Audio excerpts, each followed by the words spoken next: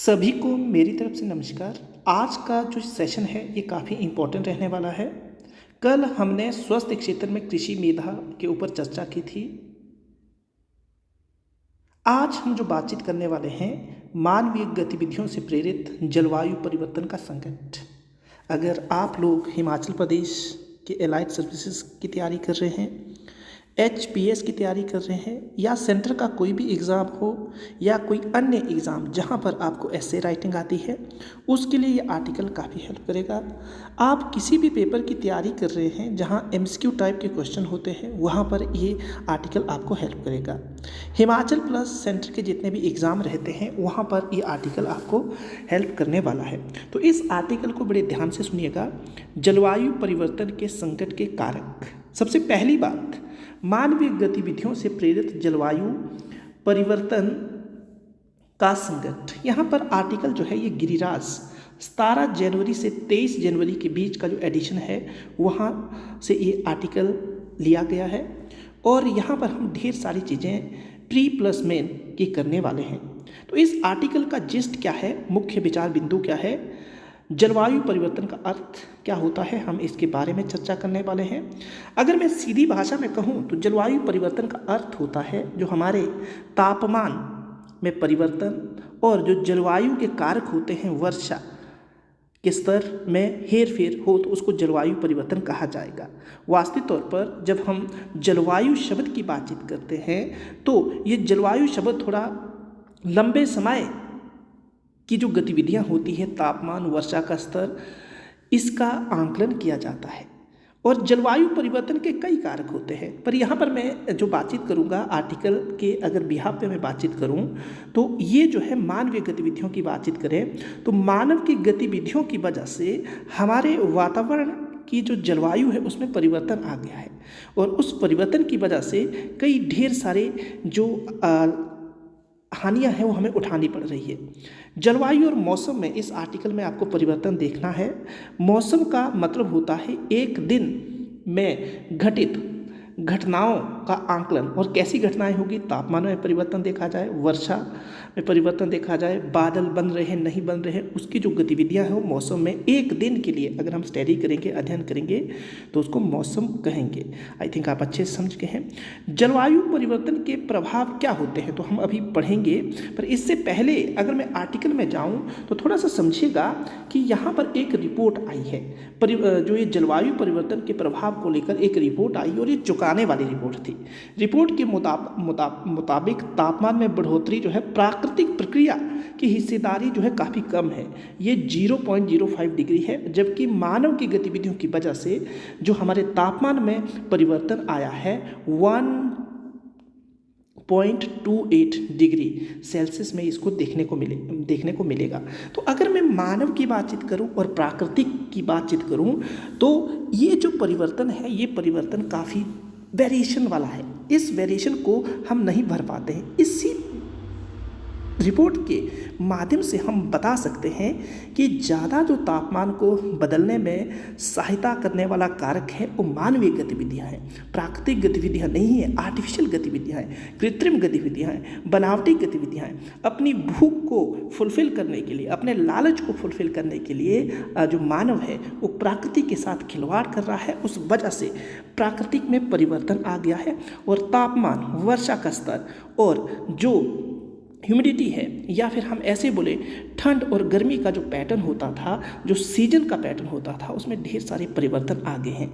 अगर ऐसा चलता रहा तो इस जो अर्थ की बातचीत करें इस पर मानव का जीवन असंभव हो जाएगा। क्यों? क्योंकि बिना जलवायु के हम जीवित नहीं रह सकते हैं। जलवायु का प्राकृतिक तौर पर संतुलित होना काफ़ी जरूरी है। तो यहाँ पर जो तापमान में वृद्धि है, एक रिपोर्ट है जिस रिपोर्ट के आधार पर ये बातचीत की गई है और इस रिपोर्ट को जिस संस्था ने पेश किया है तो थोड़ा समझिएगा। नेचर जर्नल क्लाइमेट सेंट्रल की रिपोर्ट है। नेचर जर्नल में क्लाइमेट सेंट्रल की रिपोर्ट में ये बातचीत कही गई है कि देखो, औद्योगिकरण जब उद्योग शुरू हुए तो उससे पहले कुछ तापमान 1.32 डिग्री से मतलब बढ़ोतरी इतनी हुई थी औद्योगिक टाइम में, पर रिपोर्ट में आशंका जताई गई कि वर्ष 2023 में जब औद्योगिकरण हुआ उस दौरान 0.32 पर अब औद्योगिकरण हो चुका है। उसके अलावा इससे ज़्यादा बढ़ोतरी हो रही है। रेशो की बातचीत करें तो औद्योगिकरण हो चुका है, अब औद्योगिकरण नहीं हो रहा है। तो इस दौरान में भी क्या है, इस दौरान में भी जो तापमान का रेशो है वो बढ़ने का ज़्यादा है और 2023 में सबसे गर्म वर्ष डिक्लेयर करके रखा है। इसको अच्छे से याद रखिएगा। ये रिपोर्ट मैं नहीं बोल रहा हूँ, क्लाइमेट सेंटर की रिपोर्ट है, उसमें ऐसी बातचीत कही है। अब ये हमारे लिए चिंता वाली बात है। अगर जितनी भी बर्फ़ है या जितना भी क्लाइमेट चेंज हो रहा है वैसे चलता रहा तो हमारा जीवन मुश्किल हो जाएगा। मुश्किल क्यों होगा? क्योंकि अगर मानव को पानी ना मिले, मानव को वर्षा का स्तर अच्छे से ना मिले तो इससे उत्पादन पर फर्क पड़ेगा। आपके पास कितना मनी है, आप उस मनी का क्या करोगे जब आपके लिए पीने के लिए पानी नहीं होगा, जब आपके लिए शुद्ध वायु नहीं होगी। अगर ऐसा चलता रहा तो हम कब तक जीवित रहेंगे? तो ये जो क्लाइमेट की बातचीत बार बार की जाती है, बड़े बड़े समिट होते हैं, ढेर सारा पैसा इसके ऊपर खर्च किया जाता है, उसके बारे में हमें सोचना चाहिए। ये सबसे बड़ी चिंता वाली बात है। इस रिपोर्ट को पढ़कर आप देख सकते हैं कि ये चिंताजनक जो आंकलन था संयुक्त अरब अमीरात में होने वाली संयुक्त राष्ट्र COP, अभी हम आगे बातचीत करने वाले हैं, COP28 जो हुई है उससे पहले की रिपोर्ट है। तो आई थिंक आप अच्छे से समझ गए। और ये खतरे की घंटी है। खतरे की क्या है? घंटी है। इसके अलावा एक और रिपोर्ट है जो एक्चुअल में आप देखेंगे कि दरअसल में जलवायु परिवर्तन पृथ्वी पर जीवन के लिए एक बड़ा खतरा है। मैं आपको पहले बता चुका। बायोसाइंस ने प्रकाशित एक हालिया रिपोर्ट है, उसमें ये बात कही है कि 2023 में मौसम की घटनाओं में गंभीरता की उम्मीद है। और आप देख सकते हैं अभी तक क्या हाल है। जिस वक्त मैं आपके साथ ही बातचीत कर रहा हूँ, हमारे देश के अंदर जो ग्लोबल वार्मिंग है इसके ऊपर अंकुश लगाने का प्रयास किया जा रहा है। पिछले कई वर्षों में कई समिट हुई है। जीवाश्म ईंधन को रोकने की बातचीत की गई है। जीवाश्म ईंधनों को कम जो कर रहे हैं उनको कुछ प्रॉफिट दिया जा रहा है। यहाँ तक कि जो मौसम विज्ञान है उसने भी क्या किया है, उसने भी एक रिपोर्ट जारी की है और इसमें ये बात कही कि देखिए इस वर्ष मौसम, पानी और जलवायु संबंधी आपदा जो होगी उससे क्या होगा, काफ़ी दिक्कतें होने वाली। कहीं बाढ़ आएगी, कहीं गर्मी होगी, कहीं सूखे से क्या होगी, जान जाएगी। तो ये भी WMO, जिसको हम वर्ल्ड मेट्रोलॉजिकल ऑर्गेनाइजेशन कहते हैं, विश्व मौसम विज्ञान जिसको कहा जाता है, हम अभी आगे इनके बारे में ढेर सारी चर्चाएं करने वाले हैं। अगर ऐसा ही होता रहा तो लाखों का जो खर्चा है वो कौन उठाएगा, किसके सिर हो जाएगा? तो मेरी बात ध्यान से सुने होंगे आप कि जलवायु परिवर्तन के कारक कौन है? मानव का सबसे ज़्यादा कंट्रीब्यूशन रह रहा है अगर हम औद्योगिकरण एज से इसका कंपैरिजन करें। इसके अलावा जो मानव की भूख है, मानव का जो लालच है, वो कहीं ना कहीं क्लाइमेट को क्या कर रहा है, प्रदूषित कर रहा है। क्लाइमेट का जो नेचुरल साइकिल था उसको इसने झंझोड़ दिया है। और अगर ये ऐसा लगातार चलता रहा तो हमारी जीवन के लिए एक खतरे की घंटी है। अगर हम बातचीत करें तो यहाँ पर आप देखेंगे तो जलवायु परिवर्तन पृथ्वी पर जीवन के लिए खतरा है। ये इसके प्रभाव में आप लिख सकते हैं। अगर आप कुछ लिख रहे हैं तो ये खतरा है। इसके अलावा ये जो रिपोर्ट मैंने बताई, इन रिपोर्टों का आप जिक्र कर सकते हैं कि देखिए ये बड़े बड़े जो यहाँ पर ग्रेट पर्सनैलिटी जो यहाँ बैठे हैं उनकी साइड से ये बातचीत की जा रही है। और उन्होंने बताया देखो ग्लोबल वार्मिंग में जो ह्यूमन बींग्स का हाथ है वो ज़्यादा है। अगर ये ह्यूमन बींग्स समझदार बन जाए तो क्या होगा, कहीं ना कहीं हम जलवायु परिवर्तन का जो इस संकट है इसको रोक सकते हैं।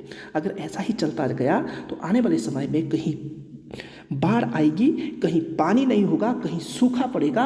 ये दिक्कतों का सामना करना पड़ सकता है और कई लोग क्या होंगे, डूब जाएंगे और कुछ को पानी नहीं मिलेगा, वर्षा का स्तर गिर जाएगा और वर्षा का स्तर जैसे गिर जाएगा उत्पादन कम हो जाएगा।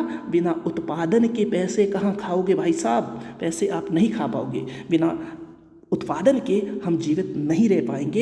एयर प्रदूषित हो जाएगी क्लाइमेट चेंज की वजह से। ये सारी चीज़ें यहाँ पर देखने को मिल रही है। अब थोड़ा सा 1 बाय 1 अगर हम बातचीत करें तो ये तो था एक ओवरव्यू आर्टिकल को लेकर। जब आप कहीं लिखें तो इन बातों को आप वहाँ पर डाल सकते हैं। इसके अलावा अगर हम बातचीत करें तो अब जो है प्री के लिए क्या क्या फैक्ट बनते हैं, साथ में प्री के फैक्ट पर जाने से पहले प्रभाव मैंने आपको बताया, प्रभाव क्या होने वाले हैं सारे के सारे मैंने गिना दिए। जलवायु परिवर्तन से उभरने के लिए सुझाव क्या है, तो मैं आपको यही बात कहना चाहूँगा कि अगर आप जलवायु से बाहर मतलब जलवायु का जो परिवर्तन का संकट आ गया है इससे उभरना चाहते हैं तो इंडिविजुअल पहले तो व्यक्तिगत बेस पर आपको समझदार बनना पड़ेगा कि जो लालच की सीमा है उस पर नियंत्रण करना पड़ेगा। दूसरी बात कि जो हमारे जिसको हम व्यक्तिगत प्रयास कहते हैं, उसके बाद हमें सामाजिक प्रयास करना पड़ेगा, फिर सामुदायिक प्रयास करना पड़ेगा, फिर उसके बाद जो गवर्नमेंट के साथ ये जो सामुदायिक व्यक्तिगत प्रयास है उसको इकट्ठे करके हम आगे ले जाएंगे तो कहीं ना कहीं जलवायु परिवर्तन के संकट से हम उभर सकते हैं। फिर दूसरी बात क्या रहती है कि देखो जलवायु परिवर्तन के से उभरने के लिए व्यक्तिगत साथ में जो हमारे प्रशासनिक जो गतिविधि है, प्रशासनिक जो डिपार्टमेंट होते हैं, गवर्नमेंट होती है, और इंटरनेशनल लेवल पर कुछ एक संस्थाएं या जो एनजीओ होते हैं मिलजुल कर इस समस्या के बारे में लोगों को अवगत करवा सकते हैं और आने वाले समय में क्या घटनाएं हो सकती है काफ़ी सिंपल भाषा में, काफ़ी अलग अलग बोलियों में लोगों को अवेयर करवाएं ताकि लोग क्या करें इसके बारे में समझ रखें और इस जो ये घटनाएं हो रही है उसको रोकने में अपना कंट्रीब्यूशन दे सकते हैं। अब प्री के लिए क्या क्या महत्व चीज़ें हैं, जीवाश्म ईंधन, ग्रीन हाउस गैसेज, WMA और COP28 वार्ता क्या है। तो आइए चलते हैं आगे, आपको यहाँ पर ये चीज़ें देखनी है। जीवाश्म ईंधन क्या होते हैं थोड़ा समझिएगा। जीवाश्म ईंधन की वजह से भी क्लाइमेट चेंज आता है। जीवाश्म ईंधन वो ईंधन होते हैं जब कोई भी कार्बनिक मैटर का मतलब ऐसा हुआ कि जिसमें कार्बन की मात्रा होती है। हमारा शरीर एक कार्बनिक मैटर है, पेड़ पौधे कार्बन मैटर है। जब ये कार्बन मैटर गल सड़ जाते हैं, काफ़ी लंबे समय तक अर्थ के नीचे दब जाते हैं और फिर क्या होता है, उस अर्थ के किसी एक हिस्से में हाई टेम्परेचर और हाई प्रेशर बनता है और उसके बाद जो परिवर्तन होता है उस परिवर्तन से क्या बनता है, जीवाश्म बनता है। और उस जीवाश्म से जो फिर ईंधन यानी कि फ्यूल वगैरह एक्सट्रैक्ट किया जाते हैं उसको हम क्या कहते हैं, जीवाश्म ईंधन की कैटेगरी में रखते हैं। कुछ एक एग्जांपल दे के रखे हैं फॉसिल फ्यूल के, आप यहाँ पर देख सकते हैं कोल, ऑयल, केरोसिन, प्रोपेन और नेचुरल गैसेस के कुछ एक एग्जाम्पल जीवाश्म ईंधन के एग्जाम्पल होते हैं। कहीं ना कहीं ये जीवाश्म ईंधन भी जब ये जलते हैं तो हमारी ग्लोबल वार्मिंग में क्या करते हैं, सबसे बड़ा इफेक्ट डालते हैं, जलवायु परिवर्तन के लिए संकट की घंटी होती है। तो आगे चलिए, आगे जो बातचीत है ग्रीन हाउस गैसेस क्या होती है। आखिरकार ग्रीन हाउस गैसेस काफ़ी जरूरी होती है क्योंकि ये वातावरण में तापमान को संतुलित करने का प्रयास करती है। पर अगर इसकी मात्रा ज़्यादा बढ़ जाए, जो हमारा वातावरण है, ज़्यादा एटमॉस्फेयर जिसकी बातचीत करेंगे, तो उसमें अगर ज़्यादा मात्रा हो जाए तो क्या हो जाएगा, तापमान बढ़ जाएगा। तापमान जब बढ़ता है तो फिर क्या होगा, सारी की सारी जो जलवायु की घटनाएँ होती है, मौसम की जो गतिविधियाँ होती है वो बदल जाती है। इससे कहीं ना कहीं जो जिस पैटर्न में प्रकृति को अपने हिसाब से चलना था वो हिसाब किताब बिगड़ जाता है। फिर वर्षा का स्तर कम होगा, कहीं वर्षा नहीं होगी, कहीं सूखा पड़ेगा, कहीं बाढ़ आएगी। तो ग्रीन हाउस गैसेस में आपको प्री के लिए क्या क्या याद रखना, मीथेन होती है, नाइट्रस ऑक्साइड होती है, कार्बन डाइऑक्साइड होती है, ओजोन, मतलब क्लोरोफ्लोरोकार्बन, कार्बन मोनोऑक्साइड और सल्फर डाइऑक्साइड, कुछ एक गैसेस जो है आपको ग्रीन हाउस गैसेस में रखनी है। कई बार ये पेपर में पूछा गया है। चलिए नेक्स्ट जो बातचीत है उसको देखिए। COP28 कहाँ पर हुई हाल ही में, तो ये 2023 की बातचीत है। अब इसमें भी कुछ एक चर्चाएँ हुई कि हम जलवायु के परिवर्तन को कैसे नियंत्रित कर सकते हैं, किस तरीके से हम जलवायु का संकट है उसके लिए क्या कर सकते हैं। जो SDG का 13 गोल है उसके ऊपर चर्चा हुई। तो ये कहाँ पर हुआ, ये हमारे लिए इम्पोर्टेंट। तो यहाँ पर अगर आप ध्यान से देखेंगे तो इसको बड़े ध्यान से देखिएगा। ये जो UAE है, यूनाइटेड अरब अमीरात, यहाँ पर लिखा भी है इन 2023 the 20th session of conference of parties COP28 to UNO Framework Convention on Climate Change will be held at Expo City Dubai in United Arab Emirates. United Arab अमीरात की जो राजधानी है आबू धाबी है, इसको अच्छे से याद रखना। ये COP28 हुआ। और आप मुझे बताएंगे COP27 कहाँ पर हुआ, कमेंट सेक्शन में जरूर लिखिएगा क्योंकि ये भी आपके लिए इंपॉर्टेंट है। प्री के हिसाब से ये काफ़ी इंपॉर्टेंट होगा। COP29 कहाँ पर होने वाला है, बाकू, अजरबैजान। यहाँ पर आप देख सकते हैं बाकू की लोकेशन जरूर देखिएगा, कैस्पियन सी के साथ ये लगने वाला है। इसकी जो राजधानी है अजरबैजान है, आप यहाँ पर देख सकते हैं। और यहाँ पर COP29 जो है 2024 में ये होने वाली है। इन बातों को बड़े ध्यान से याद रखिएगा। अब ये तो बात क्लियर हो गई। फिर यहाँ पर एक और संस्था जो चर्चा में आई थी, वो चर्चा में थी विश्व मौसम विज्ञान संगठन। तो इसके बारे में आपको प्री की दृष्टि से जरूर जानना है। विश्व मौसम विज्ञान की हम बातचीत करें तो ये काफ़ी इंपॉर्टेंट है। इसको WMO कहते हैं। इसका गठन आपके सामने ये लिखा हुआ है 23 मार्च 1950 को, 73 साल पहले हुआ था। और इसका हेडक्वार्टर कहाँ पर है, इसका हेडक्वार्टर स्विट्जरलैंड का एक शहर है जिनेवा, वहाँ पर देखने को मिलता है। आप यहाँ पर स्विट्जरलैंड देख सकते हैं, इसकी राजधानी बर्न है और ये आपको अच्छे से याद रखना है, यूरोप कॉन्टिनेंट का एक पार्ट है। इस जो आपके लिए काफ़ी इंपॉर्टेंट है। और ये WMO क्या करता है, मौसम के बारे में विश्व स्तर की जानकारी हमें देता है। वर्ल्ड मेट्रोलॉजिकल ऑर्गेनाइजेशन इसका नाम है। तो ये था छोटा सा आर्टिकल। अगर आपको अच्छे से पसंद आया तो आप वीडियो को लाइक ज़रूर कीजिएगा, और अगर पसंद नहीं आया तो डिसलाइक ज़रूर कीजिएगा। और एक बात मैं आपको बता देना चाहता हूँ, जो भी बच्चे अगर पेड क्लासेस के लिए जुड़ना चाहते हैं तो पेड क्लासेस का जो बैच है अभी चला हुआ है, वो बैच जो है सुबह 6 बजे एक बैच होता है, उसके बाद 7 से 8 दूसरा होता है, 8 से 9 एक और बैच होता है। उसके बाद सेकंड टाइम की मैं बातचीत करूं, सेकंड टाइम जब आप देखेंगे तो 8 से 9, 9 से 10, और एक बीच में क्लासेस रहती है। जो दिन की बातचीत करें तो 3 से 4 बजे की क्लासेस रहती है, इसमें भी आप आ सकते हैं। जो भी बच्चे पटवारी की बातचीत करूं मैं, जैसे अगर पटवारी की बातचीत करूं, हिमाचल प्रदेश के पटवारी का बैच चला हुआ है, जो पटवारी है, पुलिस का बैच चला हुआ है, और जो टीएसटी और पीएचडी की तैयारी कर रहे हैं बच्चे, जो पेपर फर्स्ट होगा, टीएसटी के लिए तो सारा कुछ पढ़ाया जा रहा है, पर पीएचडी का जो पेपर फर्स्ट है उसकी तैयारी करवाई जा रही है। अगर जो बच्चे जुड़ना चाहते हैं वो जुड़ सकते हैं। और एलाइट प्री प्लस मेन की जो तैयारी है इस मंच के माध्यम से करवाई जा रही है। प्री प्लस मेन, मैं आपको फिर बता रहा हूँ, प्री प्लस मेन की तैयारी आपको करवाई जा रही है।